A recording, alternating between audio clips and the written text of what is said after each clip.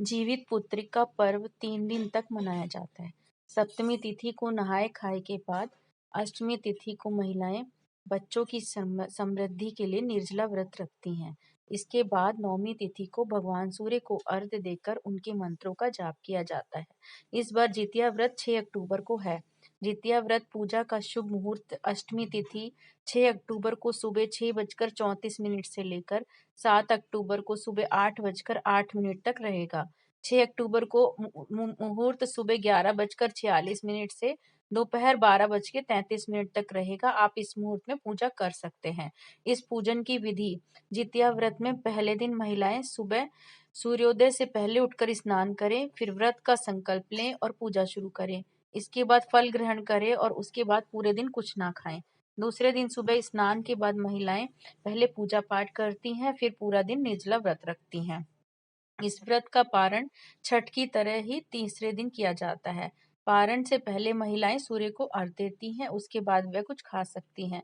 तीसरे दिन व्रत के झोर भात, मरुआ की रोटी और नोनी का साग खाया जाता है। अष्टमी के दिन प्रदोष काल में महिलाएं जीमूत वाहन की पूजा करती हैं और पूजा के बाद जीवित पुत्री का व्रत की कथा सुनी जाती है। पौराणिक कथा के अनुसार एक बार गरुड़ और एक मादा लोमड़ी नर्मदा नदी के पास हिमालय के जंगल में रहते थे। दोनों ने कुछ महिलाओं को पूजा करते उपवास करते देखा और खुद भी इसे किया। उपवास के दौरान लोमड़ी भूख के कारण बेहोश हो गई और चुपके से भोजन कर लिया, लेकिन चील ने पूरे समर्पण के साथ व्रत का पालन किया। परिणाम स्वरूप लोमड़ी से पैदा हुए सभी बच्चे जन्म के कुछ दिन बाद ही मर गए, लेकिन चील की संतान लंबी आयु के लिए धन्य हो गई। इस कथा के अनुसार जीमूतवाहन गंधर्व के बुद्धिमान राजा थे। जीमूतवाहन शासक बनने से संतुष्ट नहीं थे और परिणाम स्वरूप उन्होंने अपने भाइयों को अपने राज्य की सभी जिम्मेदारियां दे दी और अपने पिता की सेवा के लिए जंगल में चले गए। एक दिन जंगल में भटकते हुए उन्हें एक बुढ़िया विलाप करती हुई मिली। उन्होंने बुढ़िया से रोने का कारण पूछा। इस पर उसने बताया कि वह नागवंश से है और उसका एक ही बेटा है। हर दिन एक सांप पक्षीराज गरुड़ को चढ़ाया जाता है और उस दिन उसके बेटे का नंबर था।